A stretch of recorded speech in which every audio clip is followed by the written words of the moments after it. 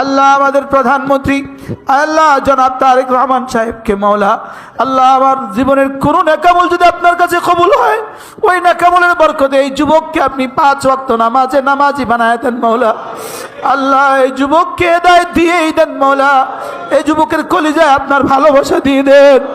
এই যুবককে ওমর ইবনে আব্দুল আজিজের মতো কবুল ফরমান। এই যুবককে ওমর ইবনে আব্দুল আজিজের মতো কবুল ফরমান। আল্লাহ এই যুবককে সম্রাট আওরঙ্গজেবের মতো কবুল ফরমান। সম্রাট আলমগীরের মতো এই যুবককে আপনি কবুল ফরমান। তার কলিজায় দেশ প্রেম দিয়ে দেন, তার কলিজায় ঈমান দিয়ে দেন, তার কলিজায় ইসলামের ভালোবাসা দিয়ে দেন, তার কলিজায় নামাজের জন্য প্রেম দিয়ে দেন।